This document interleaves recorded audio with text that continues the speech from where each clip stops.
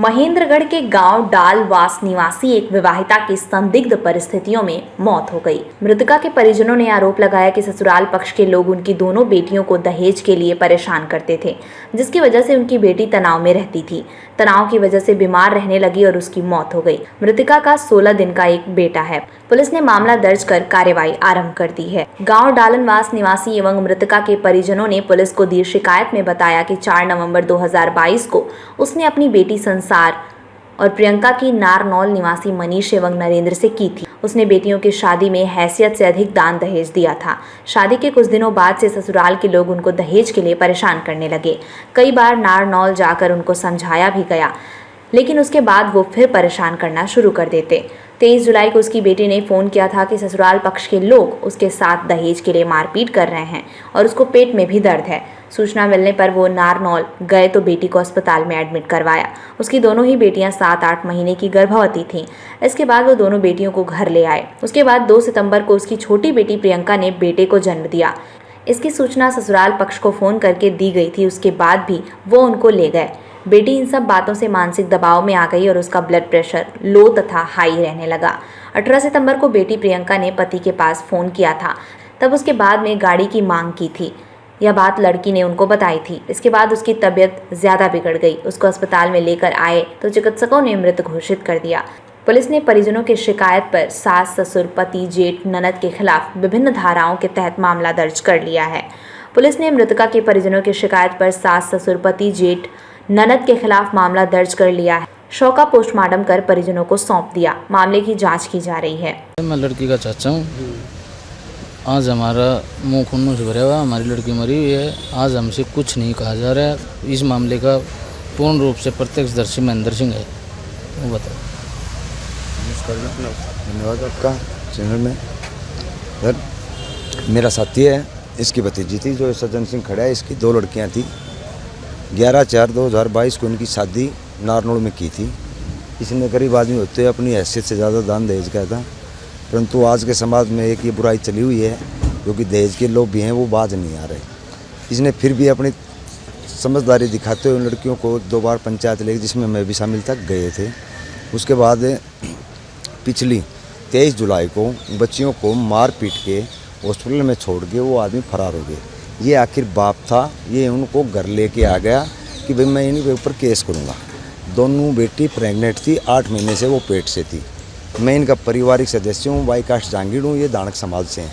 मैं को भी ऐसा काम हम नहीं करेंगे। बेटी बाप के सामने पेट से वैसे ही लकोती है तो हम बेटी को लेके कहीं नहीं जाएंगे। हो सकता है आज बात वो कल नहीं हो, इसलिए मामले को शांत रखा। तो हमने कभी भी कोई जिक्र नहीं किया। फिर उसके बाद आने के बाद मैंने लड़की के हस्बैंड से बात की, उन्होंने मेरे से बात नहीं की, पाप को फ़ोन पकड़ा दिया।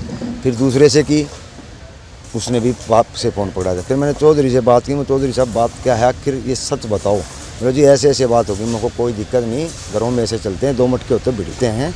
हमारा माहौल कैसा था, आपका माहौल कैसा है, बच्चों को हम समझाएंगे। इनकी गलती है तो माफ़ी मांगेंगे, ये नहीं बल्कि मैं माफ़ी मांगूंगा। उस बात का प्रमाण सहित रिकॉर्डिंग है मेरे पास। उसको मैंने बोला कि आप आ जाओ और अपने बच्चों को अपने घर अच्छे लगेंगे। प्रेग्नेंट हैं, बच्चा कभी भी हो सकता है।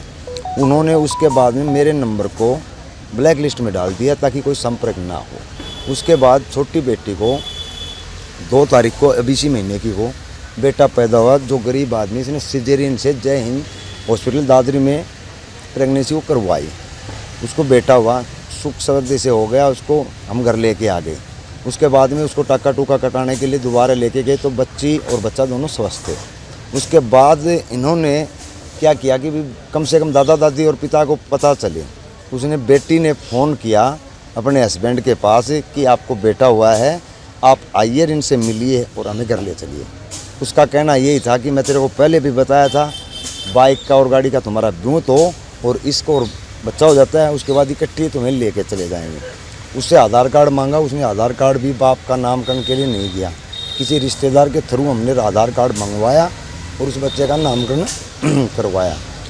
कल वो लड़की घर पे थी, स्वस्थ थी। सुबह अचानक से उसको दर्द हुआ। दर्द होने के बाद में उसने ये पता चला कि मेरा पति भी मेरे साथ ये व्यवहार कर रहे हैं। ये उसने वायलेंस समझा। वो लड़की अपने दिल पे ले गई कि एक बहन तो यहाँ बैठी है, उसको बच्चा नहीं हुआ है, मेरी हालात ये है, अब वो दहेज मेरा बाप देगा कहाँ से। उससे उस में उस लड़की ने बीपी कभी लो कभी हाई, उससे उस बच्ची की जब हम यहाँ हॉस्पिटल लेके पहुँचे तो डॉक्टर ने उसे मौत बता दिया कि इसकी मौत हो चुकी है। फिर भी हमें तसल्ली नहीं हुई। उसके बाद में डॉक्टरों ने पूर्ण रूप से जांच ECG वगैरह करा के हमें क्लीन चिट दे दी कि बच्ची अब जिंदा नहीं है। उसके बाद हमने पहला फ़ोन घर भी नहीं किया कि भाई कुछ हो जाएगा, बच्चे की माँ है उसको दूध भी पिलाना है। मैंने खुद अपने फ़ोन से 39 बार ससुराल पक्ष के अलग अलग नंबरों पे फ़ोन किया। 39 बार जाके 40वीं बार में मनीष ने नरेंद्र कुमार जो छोटा दामाद है जिसके छोटी प्रियंका लड़की ब्याह रखी थी, उसने फ़ोन उठाया। मुझे बेटा ऐसे ऐसे है, आपकी वाइफ की मौत हो चुकी है और हम सरकारी अस्पताल में हैं। ने बोला अंकल मैं घर पहुंच रहा हूं और हम चलते हैं। उसने मेरे को सही संतुष्ट जवाब दिया। उसके बाद उसके पिताजी से बात हुई तो उसने मना कर दिया कि मेरा बेटा दिल्ली है और वो आएगा जब हम आएंगे। उन चीज़ों की सारी मेरे पास रिकॉर्डिंग है। दहेज के लोभी थे, टोटल वायलेंस है, दोनों बेटियों को घर पे बैठा रखा है। इसने डिलीवरी कराई है। एक बेटी आज भी हॉस्पिटलाइज है जिसको बच्चा होना है। उसने ये किया जी। तो हम तो ये चाहते हैं कानून से और सभी गांव के यहाँ खड़े लोग दहेज लोभियों के अपनी लड़की का रिश्ता नहीं करें, चाहे भूखे हों सुख हो। प्रशासन से क्या मांग है? प्रशासन से ये मांग है जी, दोषी है उसको बख्शना मत, निर्दोष किसी को हम फंसाएंगे नहीं। क्योंकि हो सकता है कई बार अनजाने में जाने में एक भी इसने मेरे को उस वक्त में ये बोला था हम ये चीज़ नहीं करेंगे।